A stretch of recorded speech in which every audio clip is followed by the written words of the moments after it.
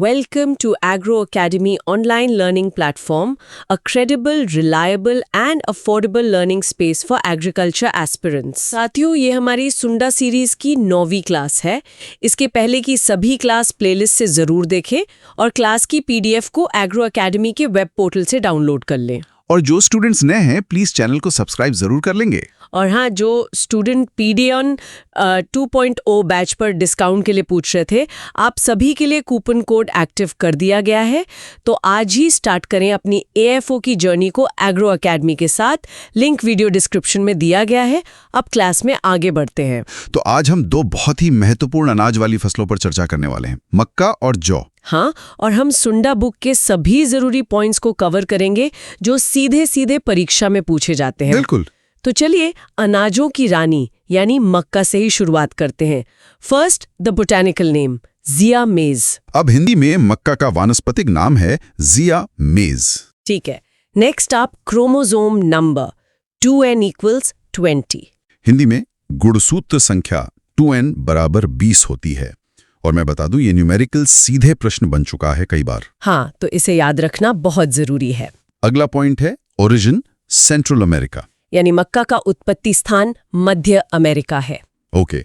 Now tillering nature, it is a non tillering crop. इसका मतलब है कि यह एक नॉन टिलरिंग फसल है, इसमें कल्ले नहीं निकलते।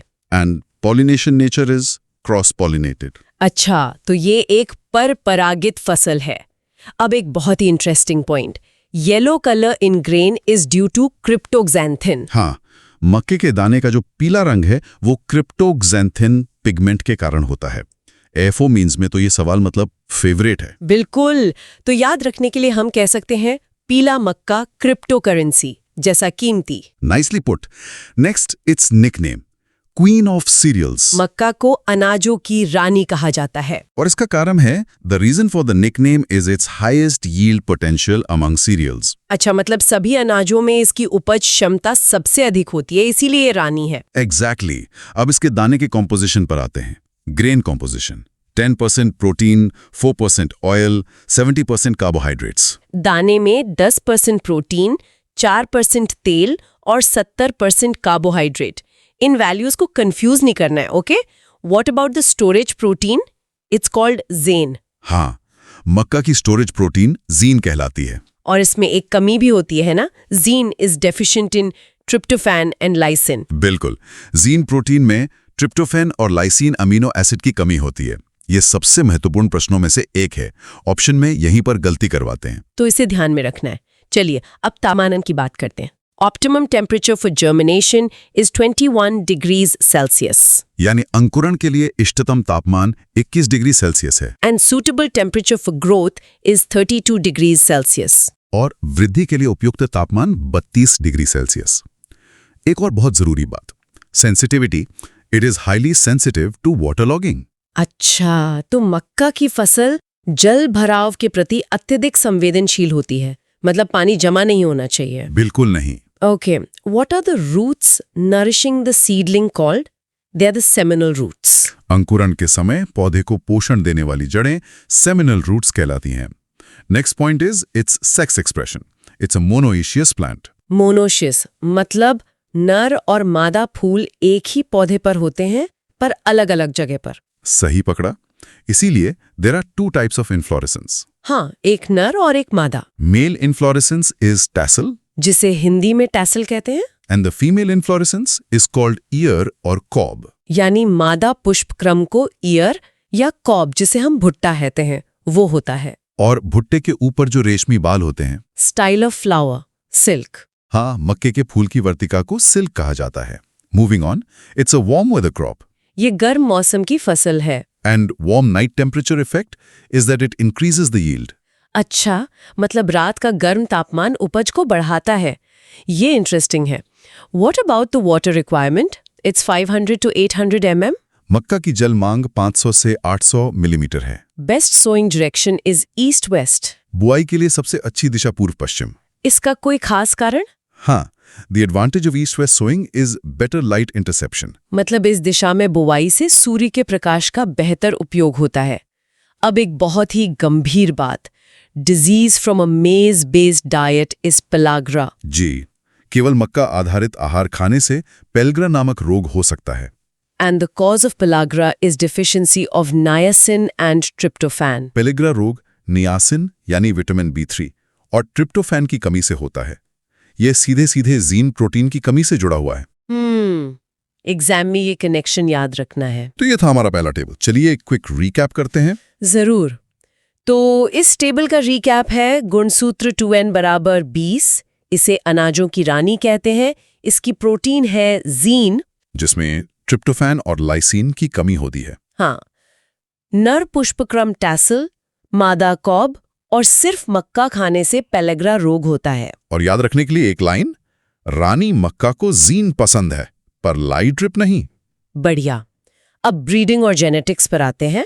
The first idea of hybrid maize was given by E.M. East and G.H. Shull in 1910। Hybrid मक्का का पहला विचार 1910 में E.M. ईस्ट और G.H. शल ने दिया था। And the technique they used was the single cross technique. उन्होंने सिंगल क्रॉस तकनीक का उपयोग किया था। इनब्रेड लाइन का क्या मतलब है यहाँ?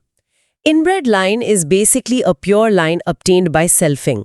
हिंदी में कहें तो इनब्रेड लाइन का मतलब है स्वपरागण द्वारा प्राप्त की गई शुद्ध वंशक्रम। Got it. And the double cross technique was proposed by D.F. Jones in 1920। जी, डबल क्रॉस तकनीक का प्रस्ताव 1920 में D.F. जोन्स ने दिया था और भारत में double cross hybrids are the most commonly used. अच्छा, तो भारत में सबसे अधिक डबल क्रॉस हाइब्रिड का ही उपयोग किया जाता है। अब बात करते हैं मक्का के वर्गीकरण की। हाँ, ये बहुत महत्वपूर्ण है। फर्स्ट वन, डेंट कॉर्न और जिया मेज इंडेंटाटा। इसके दाने पर दांत जैसा निशान होता है और ये USA में बहुत आम है। नेक्स्ट, फ्लिंट कॉर्न और जिया मेज इंड्यूराटा। इसका दाना कठोर और चिकना होता है और ये भारत में सबसे आम है। अच्छा, तो इंडिया में flint corn. Then there is sweet corn, zea mays saccharata. ये तो हम सब जानते हैं। इसका दाना पारभासी सींग जैसा होता है और कैनिंग उद्योग में इसका बहुत उपयोग है। Next is flour corn, zea मेज एमेलेसिया। Flour corn? हाँ, इसमें नर्म स्टार्च होता है। इसे सॉफ्ट कॉर्न भी कहते हैं। और सबका पसंदीदा पॉपकॉर्न, जिया मेज एवर्टा। बिल्कुल, ये वाष्पदाब के कारण फूटता है, मतलब पॉप होता है। इसके बाद है वैक्सी कॉर्न, जिया मेज सेराटिना। इसमें 2 परत वाला एंडोस्पर्म होता है और इसका स्टार्च के लिए उपयोग होता है। और आखिर में पॉटकॉर्न, जिया मेज ट्यूनिकाटा। ये तो सुनने में काफी आदिम लग रहा है भी। ये एक आदिम प्रकार है। इसमें प्रत्येक दाने पर भूसी होती है। चलिए, तो इस वर्गीकरण टेबल का भी एक रिकैप हो जाए। जरूर। तो मुख्य बातें हैं, भारत में फ्लिंट कॉर्न उगाया जाता है, USA में डेंट कॉर्न और पॉपकॉर्न के लिए है एवर्टा। और हमारी मेमोरी लाइन है इंडिया हार्ड है, इसलिए फ्लिंट। बहुत खूब। अब आगे बढ़ने से पहले स्टूडेंट्स को एक जरूरी जानकारी दे देते हैं। हाँ, एग्रो एकेडमी का IBPS FO फाउंडेशन बैच आपकी तैयारी को नेक्स्ट लेवल पर पहुंचा सकता है with complete concept clarity. Competition से आगे रहने के लिए अभी ज्वाइन करें, डिटेल्स टेलीग्राम पर देखें। चलिए लेक्चर कंटिन्यू करते हैं। तो अब आते हैं किस्मों और कृषि विज्ञान पर। First double cross hybrids released in India in 1961 were Ganga 1, Ganga 101, Deccan and Ranjit. जी, ये 1961 में रिलीज हुए थे। और राजस्थान से कुछ खास किस्में हैं माही कांचन, माही धवनारे। Then we have top cross varieties, Ganga 2 and High Starch. Top cross hybrid का मतलब क्या होता है? Top cross hybrid is a cross between an inbred line and an open pollinated variety. or OPV. Okay, composites were released in 1967. The names are Vikram, Vijay, Amber, Kisan, Jawahar and Sona. हाँ, ये सब composite किस्में हैं। अब एक बहुत ही महत्वपूर्ण point, The gene for quality protein maize or QPM is opaque too. ये तो सीधा सीधा MCQ बन चुका है, बहुत ही ज्यादा महत्वपूर्ण है। The gene is opaque too. And the QPM varieties are Shaktiman 1, Shaktiman 2 and HQPM 1. चलिए, अब कुछ एग्रोनॉमी की बात करते हैं। Optimum plant population for Kharif season is 65,000 to 70,000 plants per hectare. 65,000 से 70,000 पौधे प्रति हेक्टेयर। ठीक है। Now seed rates. जी For composites, it's 15 to 20 kg per hectare. हाँ, कंपोजिट के लिए 15 से 20 kilo, For hybrids, it's 25 kg per hectare. संकर किस्मों के लिए 25 kilo, And for fodder maize, it's 40 to 50 kg per hectare. चारे वाली मक्का के लिए 40 से 50 किलो। इसमें छात्र अक्सर गलती करते हैं। तो याद रखना है, चारा सबसे ज्यादा, फिर हाइब्रिड और फिर composite. The recommended spacing, row to plant, is 60 by 20 centimeter. 60 Guna 20 centimetre, ठीक है? And what is the critical stage for water? It's tasseling to silking. पानी के लिए क्रांति का अवस्था टैसलिंग से सिल्किंग तक होती है। इस समय पानी की कमी नहीं होनी चाहिए। A common herbicide used in maize is simazine at a rate of 0.5 to 1.0 kilo per hectare. सिमाजीन 0.5 से 1.0 किलो प्रति हेक्टेयर। कुछ और हाइब्रिड किस्में हैं, संगम और Ganga Safed. Okay. Which is the major state for rabi maize? It's Bihar. रबी मक्का का प्रमुख राज्य बिहार है। अब दो बहुत जरूरी पोषक तत्वों की कमी के लक्षण। Zinc deficiency symptom is white bud zinc की कमी से व्हाइट बड लक्षण दिखाई देता है।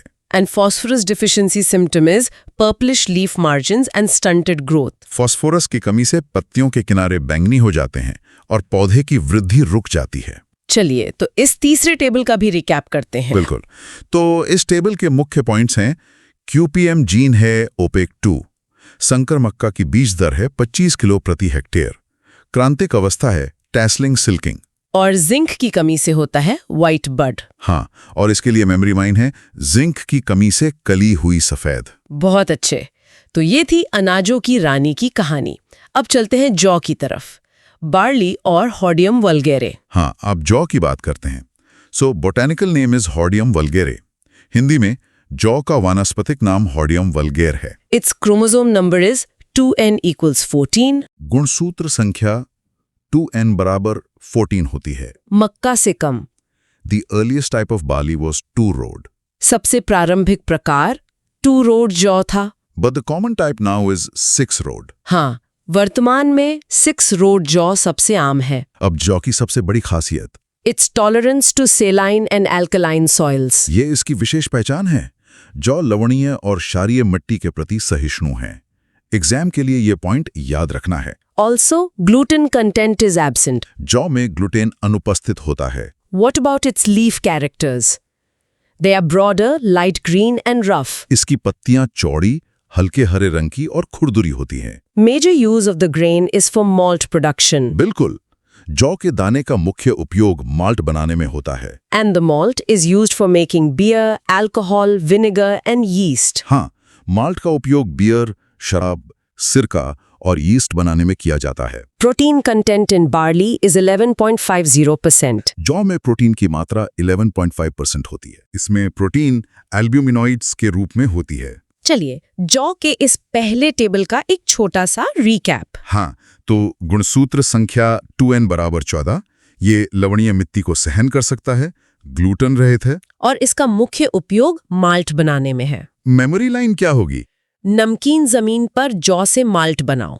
बहुत बढ़िया। अब जौ के वर्गीकरण को देखते हैं। First is hordeum vulgare. ये 6-row जौ है।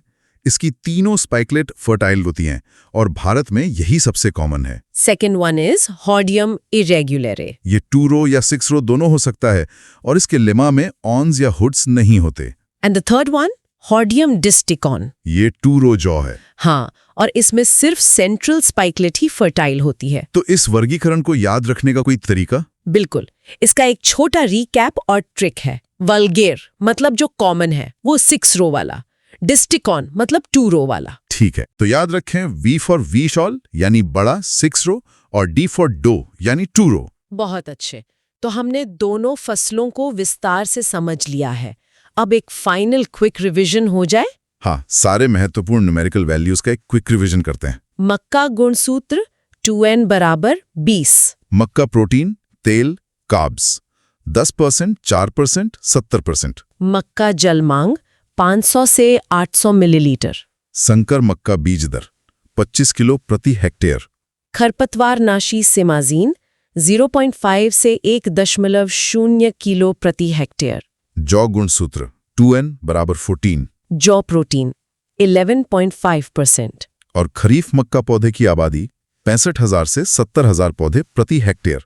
अब सबसे ज्यादा रिपीट होने वाले हाई प्रायोरिटी फैक्ट्स कौन से हैं? देखिए, कुछ बातें तो लगभग हर कृषि परीक्षा में आती हैं। जैसे कि मक्का को अनाजों की रानी कहते हैं। हाँ, और मक्का की प्रोटीन जीन में ट्रिप्टोफैन और लाइसिन की कमी होती है। मक्का आधारित आहार से पेलेग्रा रोग होता है। क्वालिटी प्रोटीन मेज का जीन OPEC2 है, ये बहुत जरूरी है। मक्का में जिंक की कमी से व्हाइट बड होता है। और जौ की बात करें तो जौ लवणीय और क्षारीय मिट्टी के प्रति सहिष्णु है। और जौ का मुख्य उपयोग माल्ट बनाना है। ये तथ्य तो एकदम रट लेने चाहिए। बिल्कुल। तो आज की क्लास में इतना ही। क्लास की PDF को जरूर रिवाइज करें और बेहतर रिटेंशन के लिए इस ऑडियो को दोबारा भी सुन सकते हैं। और अगर आपको ये क्लास पसंद आई हो तो कमेंट में अपनी प्रतिक्रिया जरूर बताएं। NR सुंदा बुक का कंप्लीट रिवीजन हम डेली साथ में करेंगे, तो चैनल को सब्सक्राइब करना ना भूलें। Keep revising. मिलते हैं अगली क्लास में। All the best for your preparation. Thank you.